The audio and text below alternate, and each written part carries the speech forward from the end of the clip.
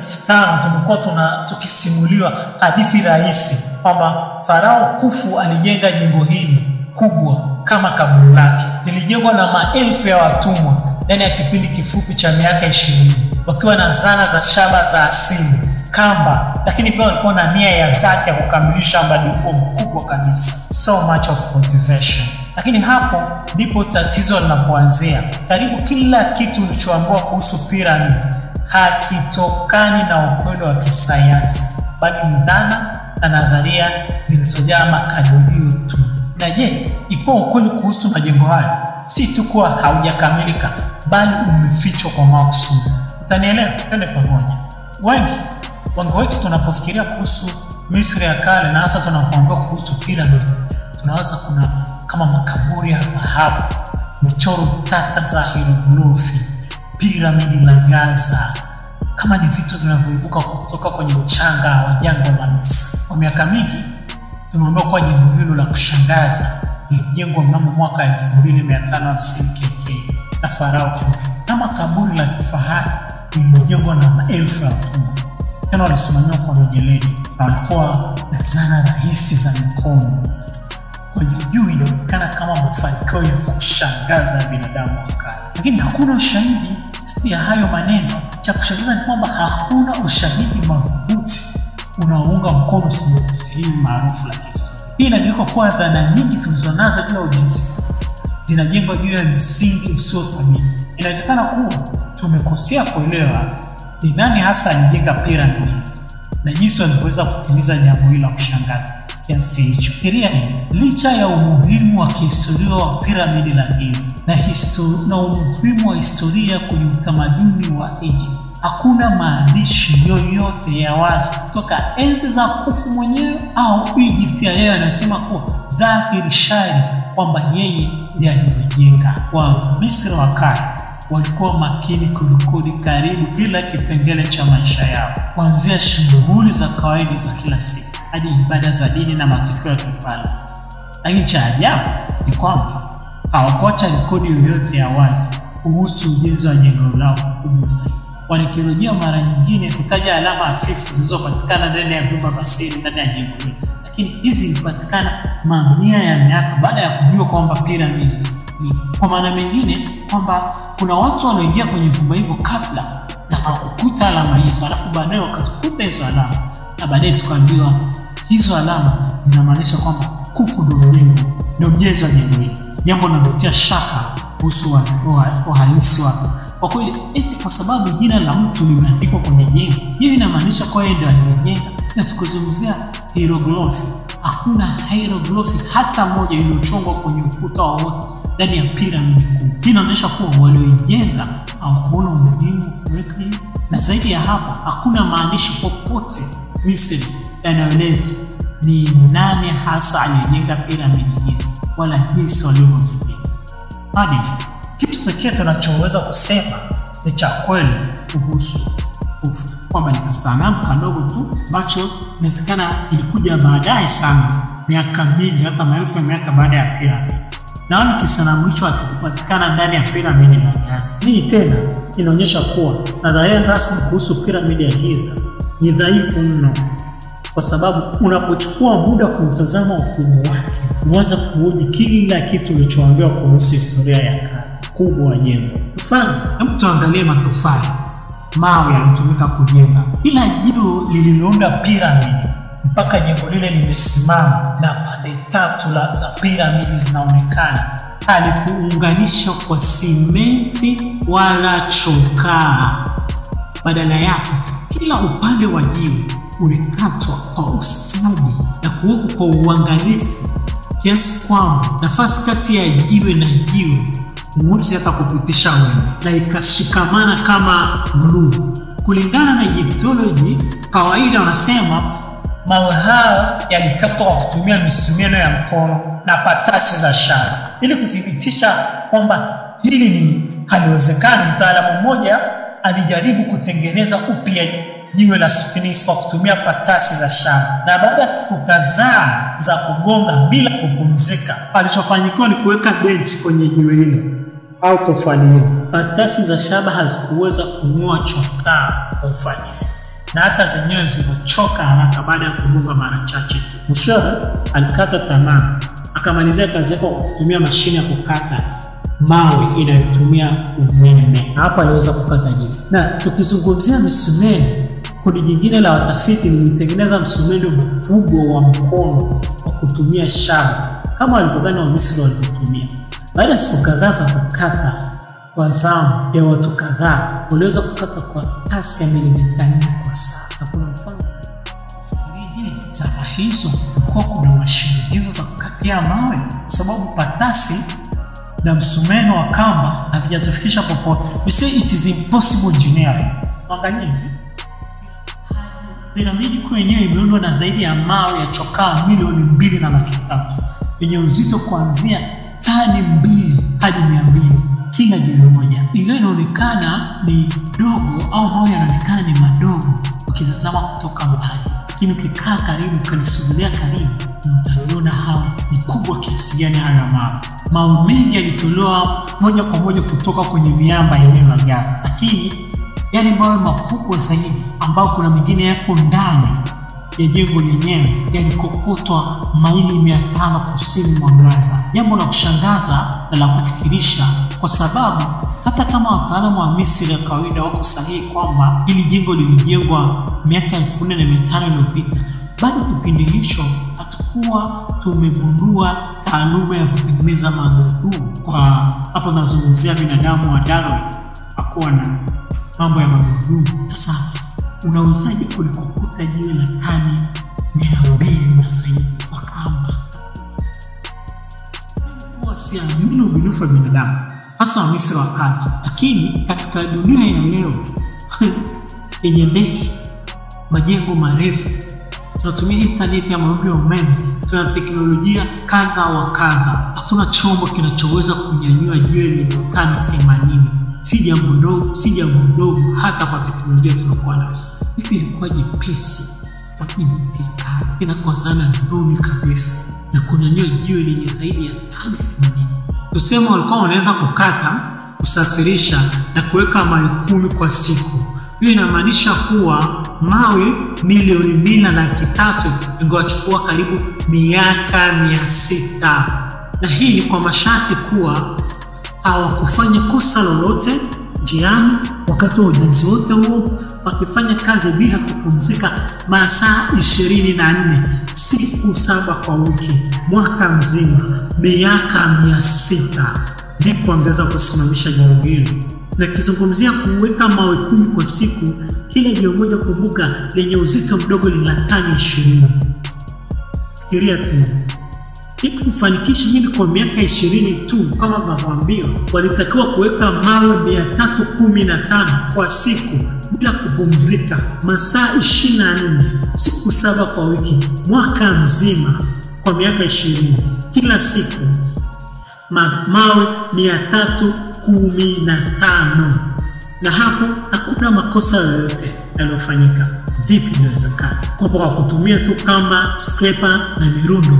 Ili kuonyesha kwamba ni kitu gani tunazungumzia, hebu fikiria, jengo la Sydney Opera House lilichukua miaka 14 kulijenga, na kuna kila details namna walivyojenga jengo hili, sababu ni iconic symbol ya Australia. Mfereji wa Panama ulijengwa kwa miaka 33. Nazungumzia karne ya 20 ya sayansi na teknolojia. Tuna zana, tuna wanasayansi, tuna vifaa, lakini ilituchukua miaka 33. Unaniambia jengo zito lenye uzito wa tani milioni 6 na jengo madhubuti kuliko yote duniani iliyochukua miaka 20 kwa kutumia kamba, patasi na migunga na milele kwenye migongo ya watumwa kusimamisha jengo madhubuti kama hilo? Ukiniambia kuwa Wamisri wa kale walikata hayo mawe makubwa ya tani 80 kwa ustadi, wakayapeleka maili 500, wakayajenga kwa makini hadi huwezi kupitisha wembe kati ya jiwe na jiwe, yote haya ndani ya miaka 20 tu. Hebu fikiria, labda hujanielewa. Fikiria hivi, uko kwenye uwanda wa Gaza, sawa? Mbele yako lipo jiwe zito lenye uzito wa tani 20. Tutashuhudia mawe yote ni tani 20, wala tusiende 80, tani 70, tani 200. Tuchukulie tu mawe yote uzito wake ni tani 20, sawa? Alafu huko watu 50, sababu sasa tunasema jiwe moja lilikuwa la kupata na watu 50, ndivyo wanaegyptology wanavyotuambia. Kwa hiyo watu 50 kazi yenu ni kulisukuma, kulivuta, kulisogeza jiwe hili. Kisha fikiria tena, kufanya hivyo jiwe la kwanza, la pili, la tatu, la 10, la 20, la milioni 1 mpaka mawe milioni 2. Lakini so kulisogeza tu, fikiria kwanza kulinyanyua mita 5, mita 10, 20, 120, moja baada ya nyingine. Fikiria tena. Nasema hawa watu si wenda wazimu, au anayepropose nadharia hii kwamba jengo la watumwa kwa kutumia kamba na hizo zana zingine duni anazosema, labda wao ndio wenda wazimu. Ukubwa wa matofali ya granite ndani ya pyramid yanafika mpaka tani 70. Tani 70 ambazo ni sawa na Scania, kichwa cha Scania na tela lake na mzigo juu. Ndio uzito wa tofali moja na tani 70. Kwenye jengo hilo kuna tofali la uzito wa tani 1500 ndani ya pyramid. Tofali hili lilibeba umbali unaokadiriwa ni kama kilomita 900 mpaka kufikishwa hapo. Yaani ni sawa na semi-trailer ikiwa na mzigo juu zipatazo 64, semi-trailer 64 yenye kichwa na tela lake na mizigo juu, ziunganishwe kama kifurushi kimoja kama 10, zibebwe kwa umbali wa kutoka Arusha mpaka Dar es Salaam na kurudi. Narudia tena, ndani ya piramidi la Giza kuna tofali lenye uzito unaofikia tani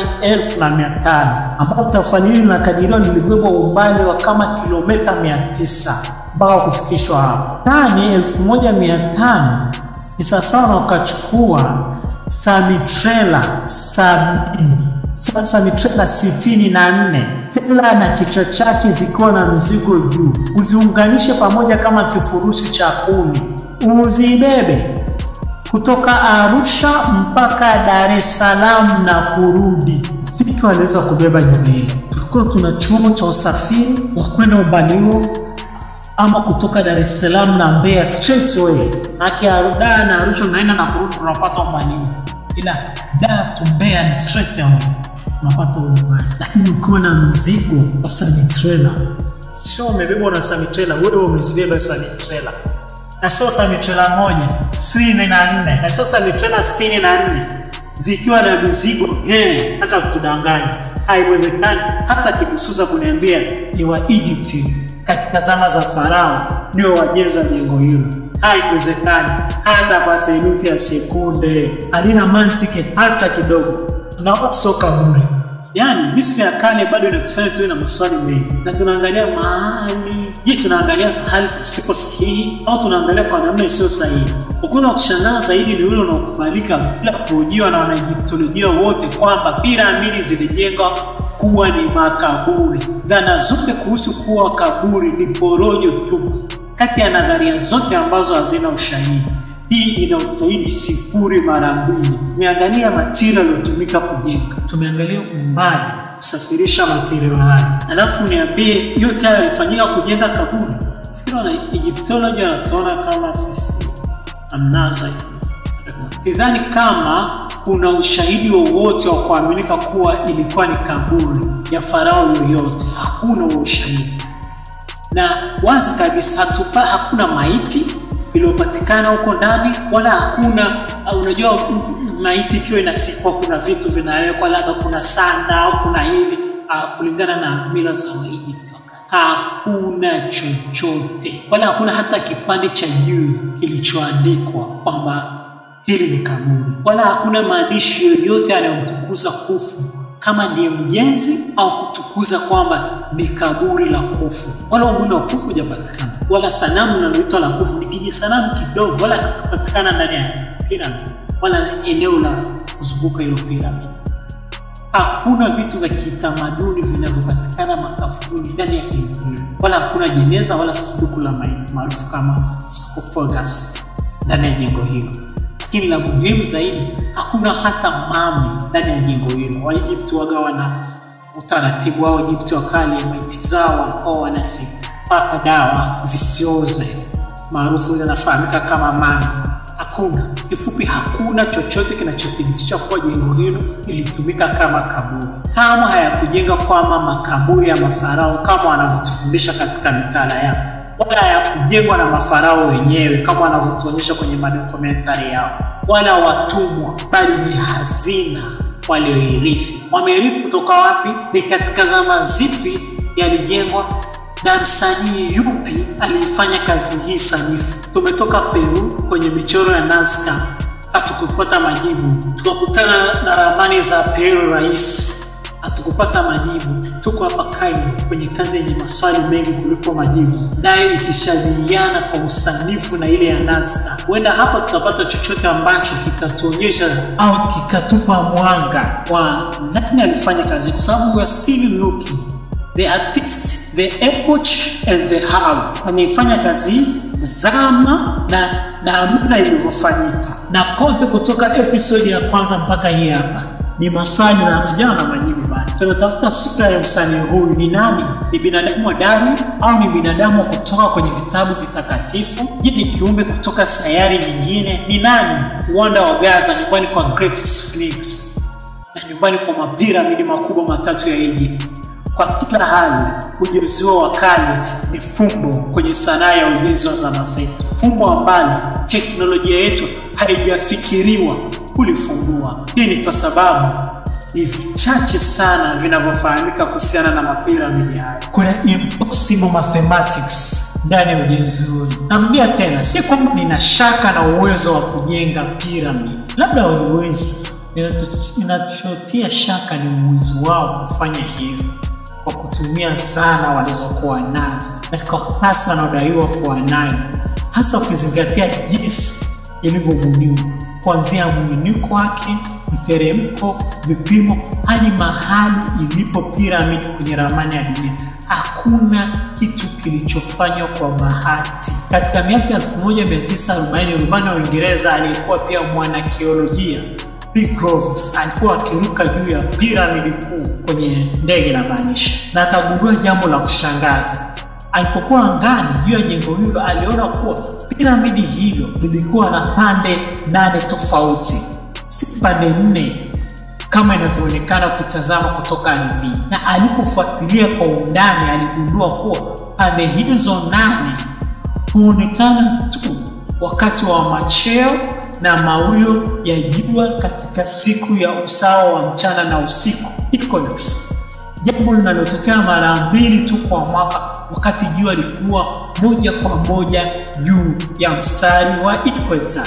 Hili ilikuwa mara ya kwanza rasmi tukio hilo kusajiliwa katika historia ya kisasa, na jambo hili lilifanya watu wengi waamini kuwa huenda kuna mengi zaidi kuhusu muundo huu wa kushangaza. Je, muundo huu ulifanywa kwa makusudi? Na kama ndivyo, kwa nini? Je, ulipaswa kuonekana kutoka angani? Ilhali ndege iligunduliwa miaka 1400 baada ya muda ambao tunasema jengo hili lilijengwa. Jifunge mkanda, kwa sababu tunakwenda kuzama deep down kwenye mahesabu ya ujenzi wa jengo hili.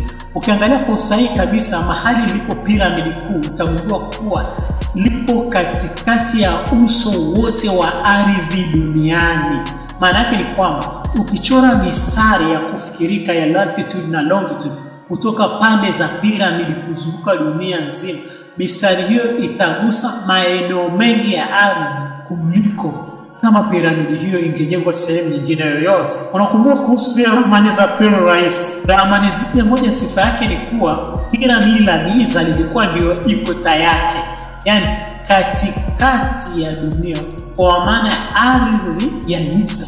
Na ndio maana tuliamua kuja Egypt kuona kama tutapata uwiano, ikiwezekana majibu ambayo tumekuwa tukiyatafuta tangu episode ya kwanza. Na hapa tunaona piramidi lenyewe limejengwa kwenye center ya dunia. Na si hayo tu, piramidi kuu la Gaza pia limeelekezwa kwa usahihi kabisa kwenye kile kinachofahamika kama true north ya dunia, magnetic true north, kwa usahihi wa sehemu ya 3, kwa usahihi wa sehemu 3 ya 60 ya digrii 1 ya latitude. kusudu na lengo.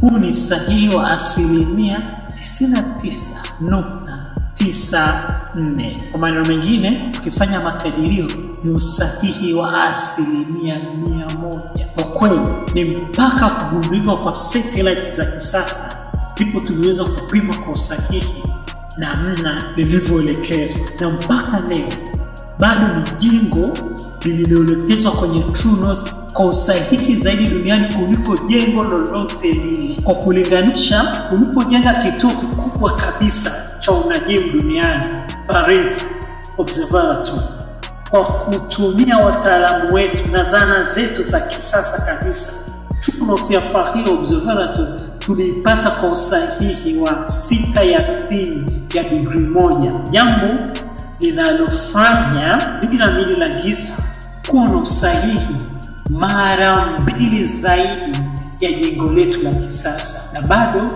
unafikiri ni kaburi? Bado unafikiri lilijengwa kwa kwamba na mawe? Kumbuka kuwa Wamisri wa kale walipaswa kuwa na maarifa machache sana kwenye upande wa mathematics. Karibu kwenye channel yetu. Ndio kwanza tuna sketch surface ya Great Pyramid of Giza. Catch me here kwenye next episode. Tutaangalia zaidi maajabu ya Pyramid la Giza. Kuna kama episode 3 au 4 za Pyramid za Giza peke yake kabla ya kwenda mahali pengine. So stay